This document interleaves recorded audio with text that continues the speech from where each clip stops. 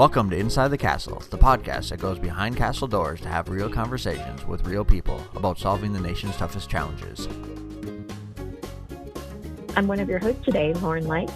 And I'm Angie Fryermuth. Earlier this year, the Chief of Engineer published his Command Partnering Philosophy, which talks about how strong partnerships help USACE deliver the mission on time and within budget. In this episode, we're discussing the USACE Construction Project Partnering Playbook, and with us today are Sheryl Gatz, Darrick, Godfrey, and Sue Dyer. Thank you for being here today. Thanks for having us. Thank you. Good morning. Before we go too far into our conversation, we always like to get to know our guests. So starting with Sue, can you tell us about yourself and your partnering experience? Sure, thanks. I think I wrote my first book on partnering in 1997. So I've been doing this a long time.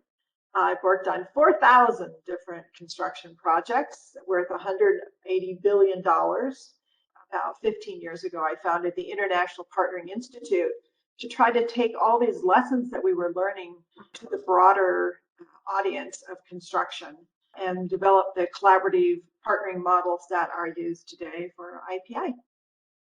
How about you, Darrick? Hi, Darrick Godfrey. I'm a senior construction engineer up at the headquarters construction branch, and I've been involved in partnering for quite a while.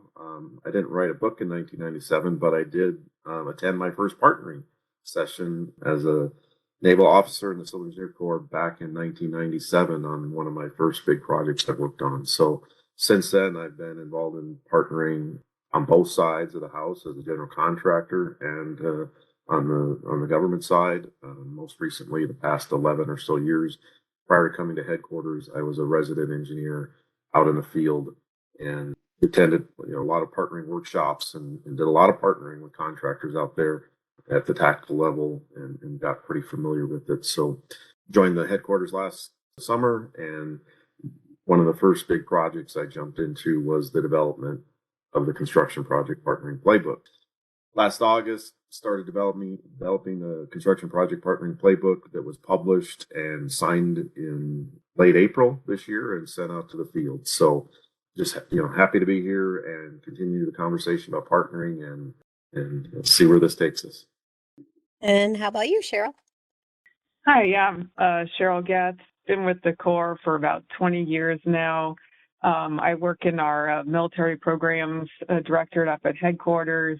Been involved with this partnering effort for quite a long time. I'm sort of one of the key folks that engages with a lot of our industry partners. And of course, we've been working closely with a number of associations to advance sort of the partnering concept over the course of many years. I have a lot of experience on programs and projects, more specifically with dealing with our interagency and international stakeholders. So I did a lot of that work prior to my current position within MIL programs. And along with Darrick, sort of on-showed or was the primary author of the Command Partnering Philosophy, and then, teamed really with Darrick to help prepare the Construction Project Partnering Playbook. So very happy to be here and very glad that we were able to get, I think, these two really foundational documents out to the field and to be able to kind of move into the next phase, where we really start to sort of get out and talk about these concepts and just get everybody energized and championing these concepts as we move forward. So thank you. Great. Thank you all, and thank you for joining us today. So we've talked a little bit about the Construction Project Partnering Playbook that was recently released to the Corps workforce. Sheryl, can you start by giving us a brief overview of the playbook? What is in it, and what is the intent of the playbook? Sure.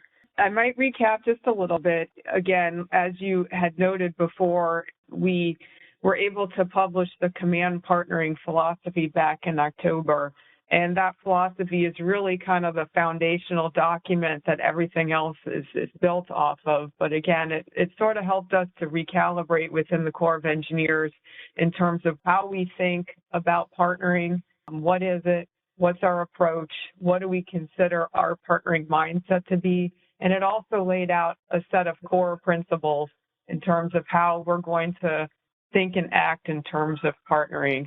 The playbook, the Construction Project Partnering Playbook, is the first in a series of playbooks that we expect to publish, which really takes the basic concepts that we laid out in the command partnering philosophy and translates them into actionable processes, tools, practices, that sort of thing. So the playbook kind of walks through the entire construction project delivery process, and we really walk through how does partnering apply.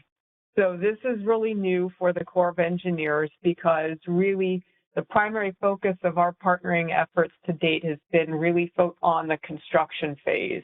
So what we're attempting to do here is expand this out to say, hey, partnering really needs to begin during project inception. And it needs to be consistent, and it needs to be carried through the entire delivery process through turnover. And then perhaps later on, we will have a separate playbook to talk about those projects that we continue to operate, maintain, sustain after turnover. So that'll be, I think, coming up in the future. But for this one, we're really just focused on the actual construction delivery piece. So again, this is a new concept, really focused on a lot of the pre-award, but prior to the award of a construction contract. And then again, the post-award piece and sort of, really looking to set the standard in terms of what is the expectation for partnering across the entire delivery life cycle. The other piece that we're really happy to have is a number of appendices to the playbook, which include a number of scalable tools that folks can use to actually carry out their partnering activities. This includes anything from like how to go about determining the right partnering intensity level for your project, to how to carry out a partnering kickoff meeting, to how do you write or prepare an issue resolution ladder, and how do you go about perhaps executing a shared risk register with your stakeholders. So there's a lot of good information that's available in the playbook, walks through the entire process. And then also throughout, we try to bring in some best practices from the field, because again, this is really about sharing best practices and trying to codify some of those best practices in this document. I might mention that this document was prepared by a broad range of folks, including practitioners from across the Corps, our group here at headquarters, and through a lot of outreach and engagement with, again, multiple industry associations where we really got sort of the contractor feedback in terms of, what should we be doing? What should right look like? What kinds of things are you guys doing? And then trying to pull that all together and synthesize it into, what we believe the standard should be. That really is what the playbook is. It is meant to be a guidance document for our folks in the field. Our intent is to roll this out, have folks start using it, continue to get feedback from that, and that over the course of time, and especially as perhaps we get additional playbooks out there that may deal with different elements of it, rather if it's planning again or the operations and maintenance or how this applies to even construction during our emergency response missions, the intent would then be to ultimately codify that in other policy and guidance within the Corps, whether that be through engineer regulations or other policy memorandum. So that's sort of where we're heading to at this point, and hopefully that's just a brief summary of the playbook. So, Sue, I don't know if you've had a chance to take a look at the playbook yet, but curious as to your thoughts on the playbook. Yes, I did. And I was so excited. I could barely contain my enthusiasm for it because I've written other kinds of documents like this for some other agencies. And what I have seen is that it gives you a way to know what you need to do in order to really be successful. And the playbook itself will not only make a huge difference for the core projects, but you guys are leading the industry in this. And other people all over the industry are going to be looking at what you're doing and watching your results. I know you've used a lot of really great best practices that we know work. At the International Partnering Institute, we've done a lot of research on partnering and what makes it work. And a lot of that is embedded in here. I know it's going to be very helpful, and I'm extremely excited to see it come out and be used and understood and shared. And for those of you listening, I'll put a link to the Partnering Playbook in the description of this podcast so you can go out and read the playbook for yourself. So with anything that's new, it's always important to get it out there and get people to read it, understand it, and start using it. So Sheryl and Darrick, can you tell us, what are the next steps and how can the staff get involved? Well, again, the playbook was officially signed on April 29th. We've got that behind us. That was a big accomplishment. Since then, we've actually put up a public partnering webpage on the Corps' USACE.army.mil headquarters website. So if you go there and you go up to the top and you go click on doing business with us, you can go down and find that partnering page, which has the command partnering philosophy and the playbook and some other information that allows folks and contractors and the public to get to the document and see what's out there. So great news to have that up here in the last week or two. I should mention we do have a knowledge management portal for partnering that is available on our intranet for folks internal to the Corps, which provides, again, the playbook and a bunch of those appendices Sheryl mentioned earlier are in there as templates that they can then take and edit and make project specific and use those tools as they implement partnering. In addition to that, we're working on some training. We're going to have a 3-part training series coming out. It's going to be a video recorded training that'll get posted on that knowledge management portal page. Those topics for those three-part training is the first one is Introduction to Partnering. Part 2 will be about implementing pre-award partnering. And then the third part of the training will be focused on implementing post-award partnering. So look for that training. It's being developed. It'll be available and be coming out over the next few weeks. From that, we have partnering champions identified out at the divisions.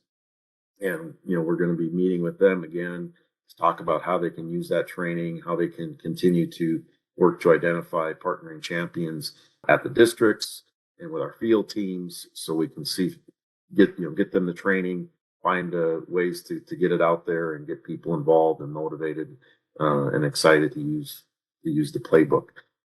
I think the little longer term plan and long range plan for the partnering construction project partnering effort is to develop a formal program that will have a program manager at the headquarters level who will work with those district and MSC champions on things like training and mentoring.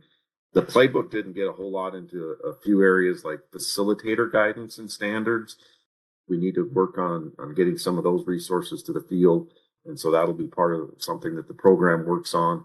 It'll also look at performance measures for project and program level metrics and analytics to figure out ways that we can leverage some resources, maybe to get some more standard performance measures and ways for the field teams to make sure they're on the right track in their individual projects and to make sure our whole overall Corps of Engineers partnering program is on track and that we can then use that information to continue to make it better.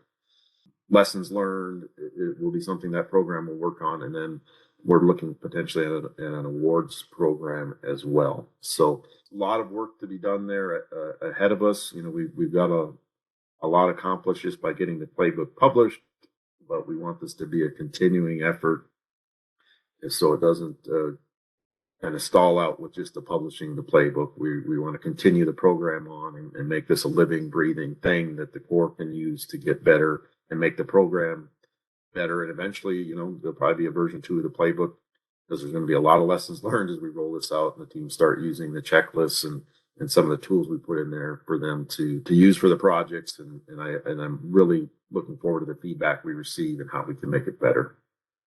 Great. Thank you, Darrick. And so we have Sue with us today, and Sue talked about her vast experience with partnering. In the past, I know we've spoken with both Sheryl and Darrick about what makes a good partner. And so, Sue, really want to get your perspective on this. What do you feel makes a great partner? Well, as I've been listening to everyone, the first thing that comes to my mind is I think the first thing is for people to understand why the heck we do this. Like, is this just, nice things to do? What's gone? Is the core gone soft? What's happening? Why are we doing this? It seems, I don't understand. So the reason we do this is because it's practical and pragmatic to help us improve the delivery of projects.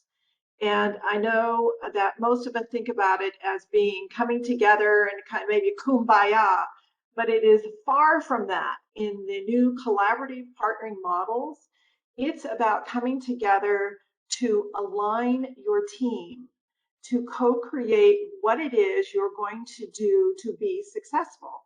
And the team together creates that. Like, what are the goals? How are you going to achieve these? What are barriers to those? That is the team. And the team gets smarter, better, and faster. And that is exactly what the research shows that IPI has done, that you can save somewhere between 5 and 10%. And I've had projects that have saved as much as 40% on total installed cost. You can save in time. And I know when I've implemented these programs, typically we see about a 10% change improvement in overall schedule. That's pretty typical. Sometimes I've had projects that took a 2-year project and did them in 2 weeks. It really is very practical, very pragmatic. Increased safety is one of the huge things. And today, when we have fewer resources, especially human resources, increased satisfaction by 12%. That is significant. And so that is why we do it. And so I think we can't be a good partner if we don't understand why we're doing it. But it also takes a certain mindset. And I really believe it's a high trust mindset that allows for collaboration to occur.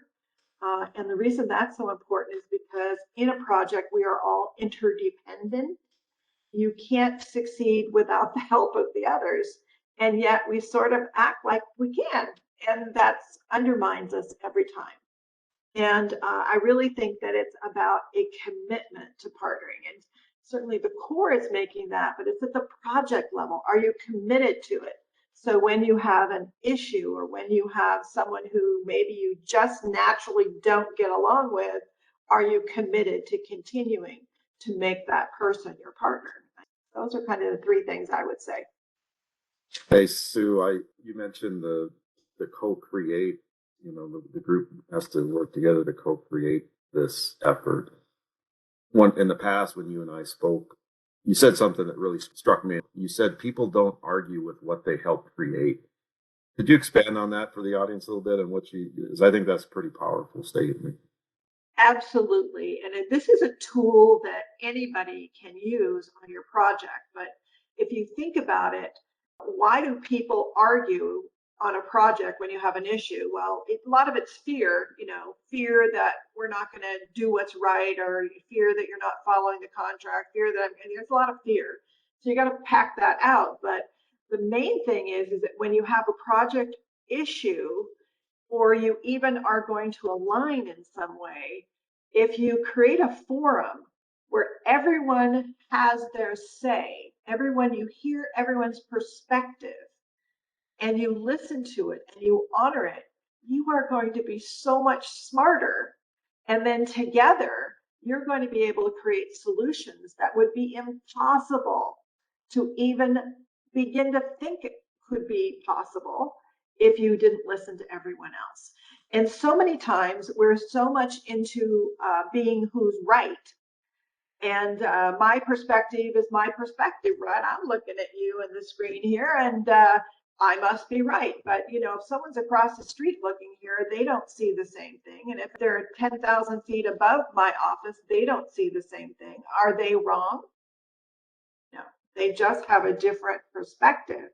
And when you can create forum, it's a forum where you can be open and honest and share your truth. You are going to be amazed at the things that you can create and resolve. And I've learned that any claim is a failure of the team because your team hasn't listened to each other. They haven't worked through it. They haven't understood it. They haven't shared with each other soon enough so that it could be resolved. And that's why I'm really excited about starting in design, because so much of the hard work can be done in design so that when it gets to construction, you can really take off. I always think of construction sort of like an airplane taking off. You have to get that lift. And if you get that lift and you can keep going, and then you can and then of course, when you're going to end the project, if you really want to end it, you have to start about 50% completion to start thinking about how do we end it well on time. The other thing I would say that happens with that, and the reason this is so important, is because what kills construction projects is complexity. And if you think about it, if I have 2 people, I have 2 lines of communication. If I have 20 people, I have 190 lines of communication. And then you add all the different dozens of companies who come together. The complexity is enormous. And so one team aligned with one set of goals, with a set of tools, melts away the complexity so that you can be successful. So in your experience, is there anything that you would point to as being maybe a little different or different approach you would take in partnering in the pre-award before that construction contract gets signed and executed and that plane needs to take off and you're back in that planning and design phase of the project, but you want to implement partnering and get those stakeholders working together? Is there anything in your experience that you should do a little differently or in that stage than you would in the construction? Yeah, in fact, some of the partnering that I was part of the San Francisco International Airport, all their projects for 25 years, and we developed what is now called progressive design build. What we learned to do at actually almost pre-design, but is that you want to make sure that the team does the hard work early on so that you're scoping it to meet the budget. So what we like to use a target budget, and we sort of say above the line and below the line. So you have a line and you have a certain amount of budget, and so you scope it above the line to meet the budget. But then you also know there's going to be challenges and things that happen. So we always challenge the teams to identify 10% of the scope that could go below the line. And then if you have other things like people who want to have stuff, like the nice to have stuff that you'd like, we keep that below the line. And if the team can really make huge benefits, then you can bring them above the line. But I really think the target budgeting, doing that, the hard work of that at the beginning is so important. Then when you're into construction, everyone understands what's above the line, what's below the line, and how you're going to manage that. Because the project team's role is to manage and balance between cost, scope, and schedule. And unfortunately, most of the time, we're just arguing about cost and schedule. But the scope part is what determines both of those. I think it's bringing that concept of balancing between cost, scope, and schedule together and allowing the team to have the ability to manage that. And they will do amazing things. I mean, I've been on projects where, geez, we didn't know this was going to happen. We got a bust in materials or something. Okay, what are we going to do to reduce the cost? What are we going to do can we do something differently? Or we have a time bust, that the team figures that out. Most teams, unfortunately, when that happens, they go to the contract and they say, this is your fault. And it doesn't matter which side. This is your fault. And then they spend all their time and all their energy and all their focus trying to prove that you're wrong and I'm right. Meanwhile, the issue is not getting resolved. I think that starting at design gives you a huge opportunity to co-create at the design phase the designs that fit the budget with adequate, cushion, because stuff's going to happen, especially now. We don't know if we can get materials. And of course, with that ties into it with delays in time. And so flexibility is important. And I love the target budget because it allows team to control that flexibility. That is a really interesting concept, and I really do like that target budgeting.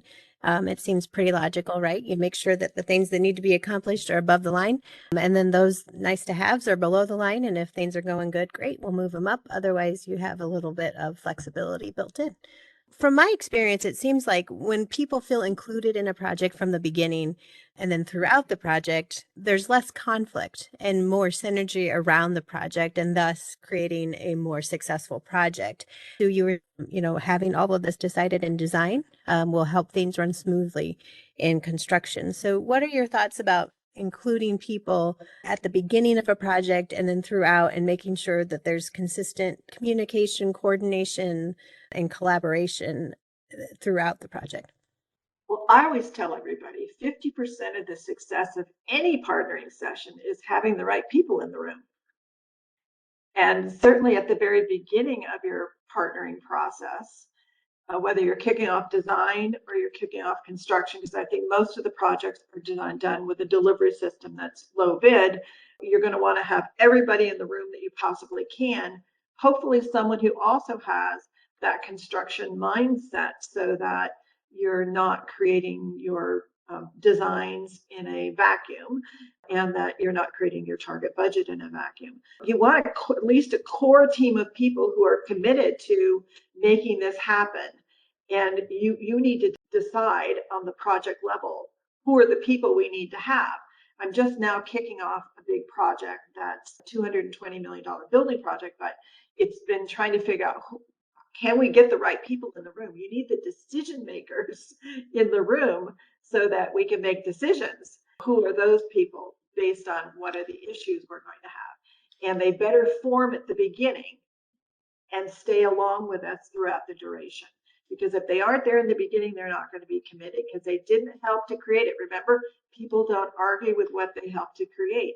So they need to be part of the creation of what the success of this project looks like. And so I think you do need to have the people in the room that you need. And then you can slice and dice your partnering too, in that you may have, like sometimes I'll have a project where we have a group of third parties. And so we'll have just like a third party stakeholder couple hours just with them to make sure we know what they need, they know what we need. We have their phone number, we talk to them, we get their commitment. Or we may have, I love to have on a larger project, an executive team just for that project, so that you think about it, a project is much like starting a new business. You have this budget, you have this thing you're trying to accomplish, you have these guidelines and rules, you have all these people coming together, and yet we don't have a board of directors that sets the policies, practices, processes, and make sure that the team has what they need in order to be successful. So you can slice it into an executive session, a core session, stakeholder sessions, design session. I mean, whatever you need to do, issue resolution, you can use your sessions for whatever supports the success of your project and what the team is committed to achieving. Yeah, this is Sheryl, and I would like to reinforce the concept of the executive session. It is something that we touch on in the playbook. We've had sort of this executive level involvement sort of requirement for what we consider to be our mega projects, which are the most large complex projects that we have. We call it tiered partnering. There's multiple tiers that we have available, different levels of leadership involvement. And sort of where we're trying to go with it now is saying that the tiered structure can apply to more than just your mega projects, right? There is value in having potentially that tiered structure, and especially the importance of having leadership commitment. And really the leadership understanding their role, whether it's active participation or at least engagement, involvement, understanding of what's going on with the project.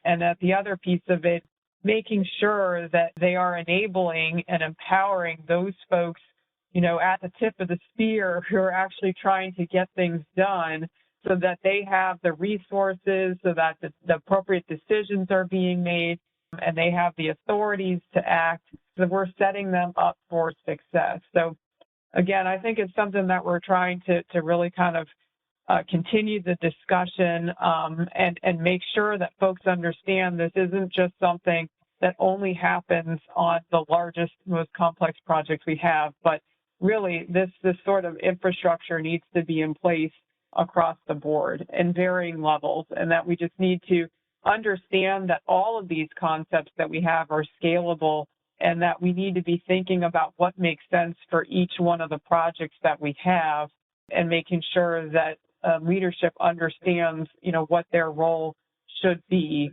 to make sure that we have successful outcomes. We talked about the importance of leadership getting involved, and also about setting that mindset across the team on partnering and how to effectively partner, and about being a good partner. Wanted to talk a little bit about some of the best practices to get people more actively participating in partnering efforts, as well as some best practices for team building amongst the group that's working on a project to really push our goals forward and have true partnering success. So I'll open it up to whoever would like to go first. So best practices for creating a team on a project is to create one team. And I mentioned that. And, one of the things that is true is that there is a power imbalance on a project. The owner really has most of the cards. It really takes the ability of the owner to commit to partnering so that the rest of the team can kind of come forward and bring their brilliance forward. Otherwise, they're probably going to stay back. And it's real easy for any of you who are owners or owner reps to, play your cards and diminish the voice of other people on the teams. I always tell people, anybody on the team, if you want to improve communication by 50%, stop talking and just listen. 2 ears, 1 mouth. Listen, and listen to try to understand what they're telling you. And you'll be amazed at how you will together be able to then co-create and create wonderful solutions and very durable solutions that get implemented. So I think that's one of the things that, again, understanding the underpinning of why you're doing that. We have complexity, which undermines us. We have power imbalance, and we have interdependence. So we have kind of those three things that are the natural occurrences on a project that we're trying to blend and overcome.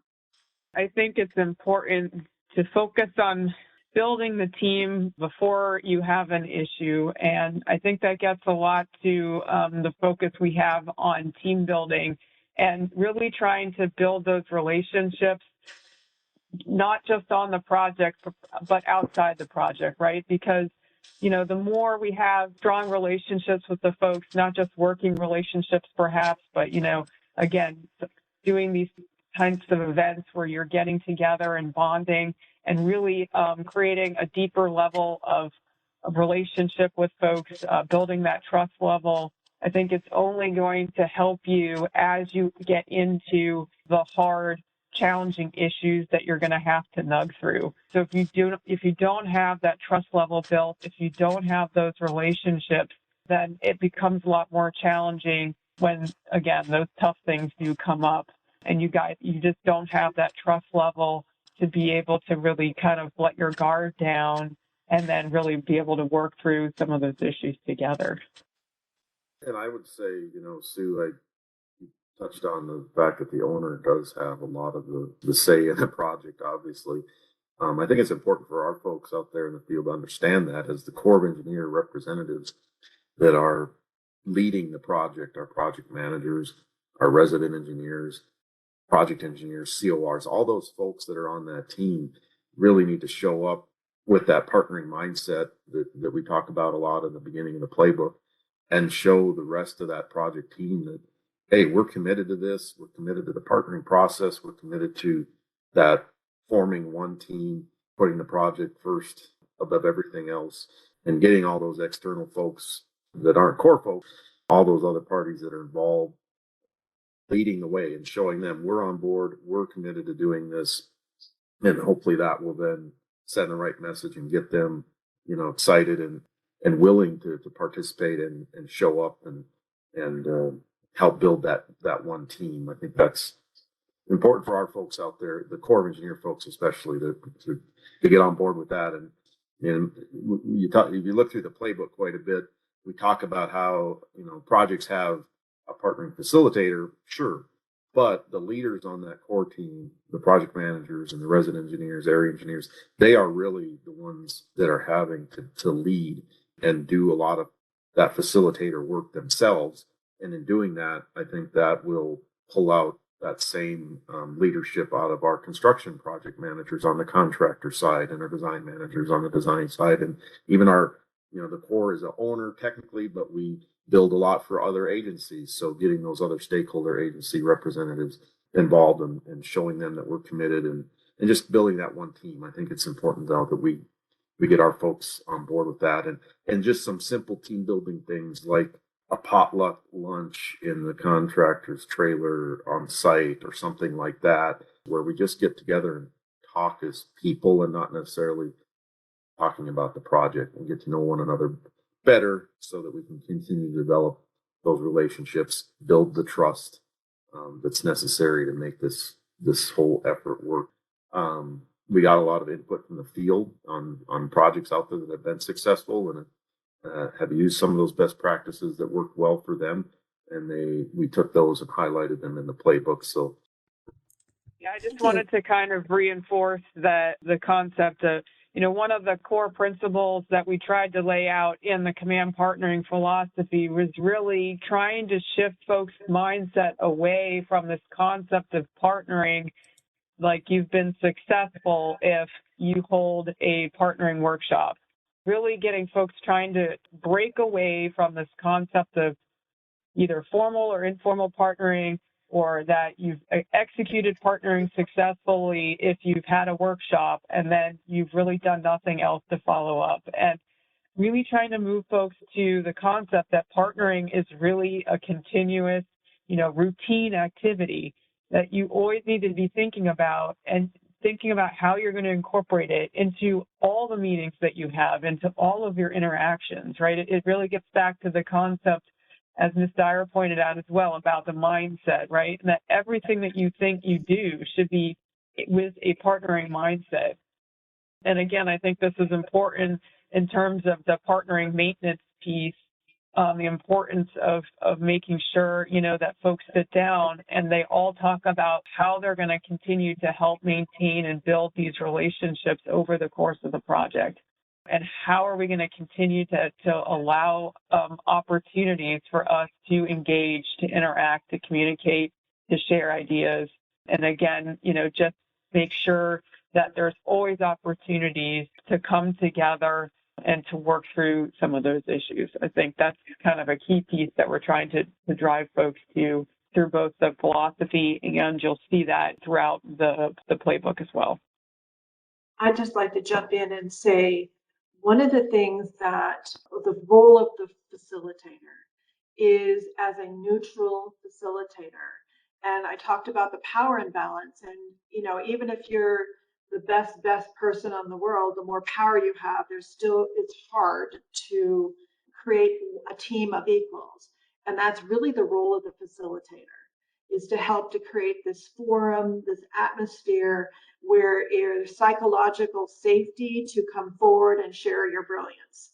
And that's really their role. And so many times on a team, people feel the need, and it doesn't, everybody, what it could be the designer, contractor, owner, feels the need to protect. And I know a lot of construction managers, in fact, they think their job is to protect the owner. And whenever you're in a protection mode, your mind shifts into an adversarial mindset, because now I need to protect myself. There's fear. And so now you're my enemy, and my mind is going to work towards how do I protect myself, as opposed to how do I understand what's going on, what's needed, and co-create a solution.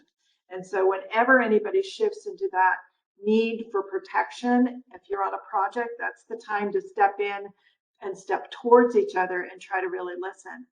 because it's on a project where you're interdependent, you have win-win or lose-lose. And I can't tell you how many projects I've been on where they're actually negotiating who's going to lose more. That's still a lose. I was born a farm girl and I live on a farm. My dad always said farming's a way of life. And so I look as partnering as a way of life, right?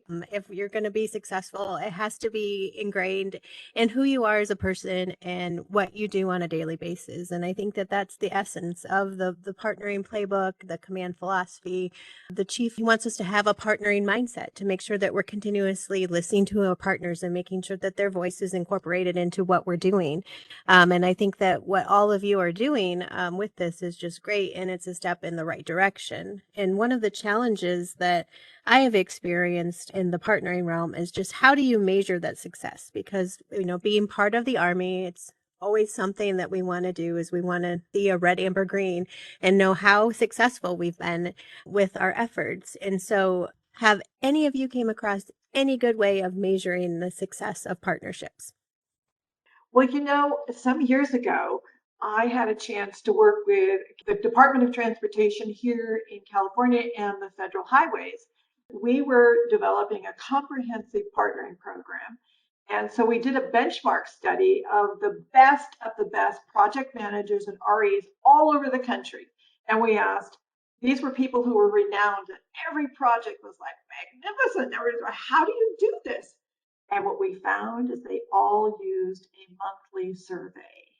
They made sure every single person filled out that survey and that they knew what was happening on their projects. And you think, well, you had a meeting, you talked to each other. They said they found out things that were just impossible to know. So that was what launched me into the development of what we call the construction scorecard. And so you measure what the commitments are that the team has made, and then you adjust it as the team's commitments adjust and change. And they measure between 1 and 5, 1 poor, 5 great, we're doing great on this, we're following through, and then they make comments. It allows the team to be accountable to each other. It allows for emerging issues to be known when you still have time to steer. And it does allow the team to steer. We also now have an algorithm that measures all the scores across the entire project and gives them a momentum score.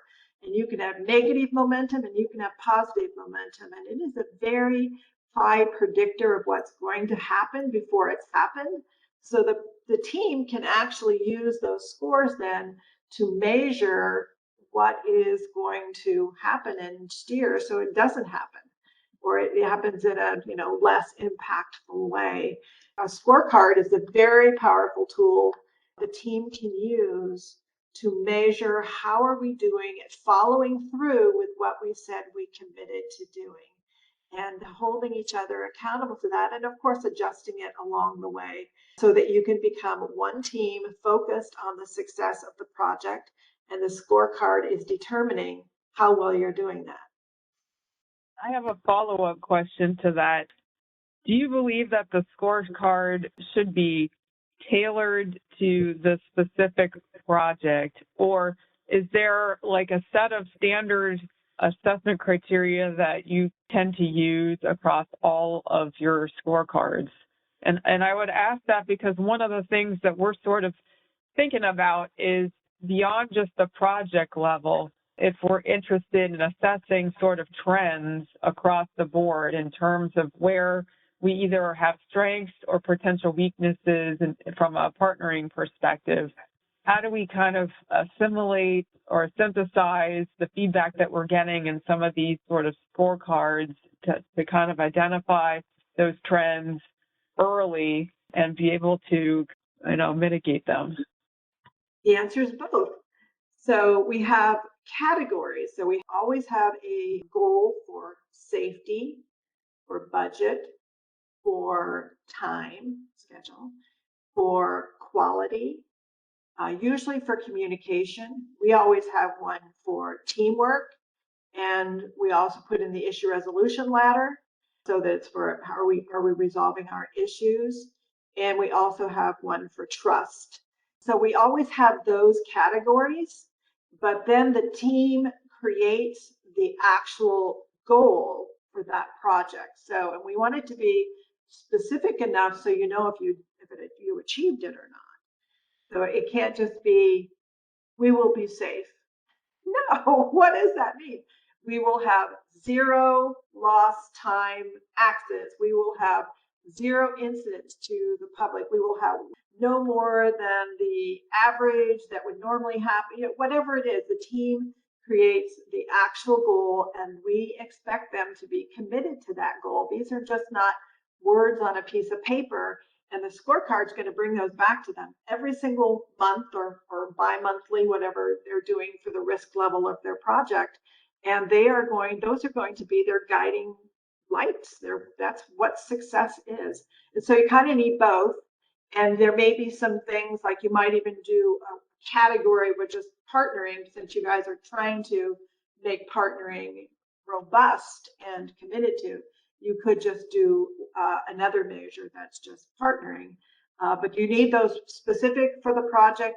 And then we also let the team create non-specific, like specific to this project, like we have an issue with a third party, like we have a railroad that we're going to have to interface with. We have a bunch of utilities we're going to have to interface with. We have a city. You may have goals for those specific things too, or for something like we want to win the first Corps of Engineers Partnering Award. You could have all sorts of different types of, we want to win an award for the best barbecue up in the Corps, or team building. The team creates these, and so that they're committed to them. Again, they won't argue, and they'll be committed to the things they co-create. But we do give them parameters for the things we know. We know we need something for safety. We know we need something for budget or schedule. And like for schedule, people will say, well, we've got 500 days for this project. We'll build the project within 500 days. No. What is the day you're going to finish? That's the goal we want. What is the day you're going to complete this project? And that doesn't mean it can't change, but we want everyone. So there's a contract days, and then there's the schedule day, and then there's the day we hope to get to. One of those days, or what day in between all those, what is the one we're going to commit to doing? And if we're committed to doing that, we back up and do what do we need to do today to get there. We want very detailed commitments. Hey, Sue, on the performance measures that you have and maybe in your scorecard that are more specific to like the team, not necessarily a date for completion or whatever, but more of a subjective, how is the team doing at team building and those sorts of things. In your experiences, have you seen things that work better? Like I know there's kind of a debate over whether everybody scores everybody else, or do we just score the team? I'm curious what your thoughts are on that. I never have a team score each other, ever. You want one team focused on the success of your project. And as soon as you start scoring each other, you have just broken that. You are now multiple teams. You are us versus them. You are adversaries, and it sets up the wrong mindset. So it's got to be everyone scoring everyone else, and then it will come out in the comments like, we have a subcontractor that's not got the right attitude, or we have conflict going on here. It will come out, but you want to act as if you are one team. And as soon as you start having policies, practices, or processes that bifurcate you or trifurcate you into different groups, it makes it harder for the team to create the one team. It just, it's just you get that cognitive dissonance in your head. Wait a minute, that's not us. That doesn't work. It just works against what you're trying to accomplish.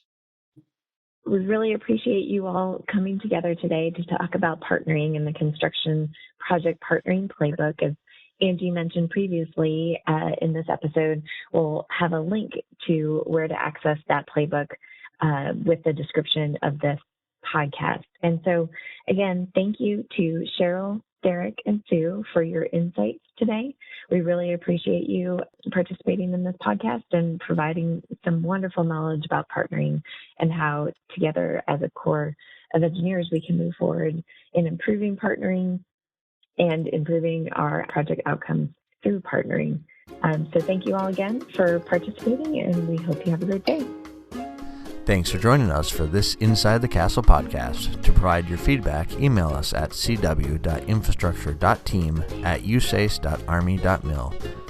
Stay tuned for additional Inside the Castle podcasts as we explore life inside the Corps and revolutionize civil works together.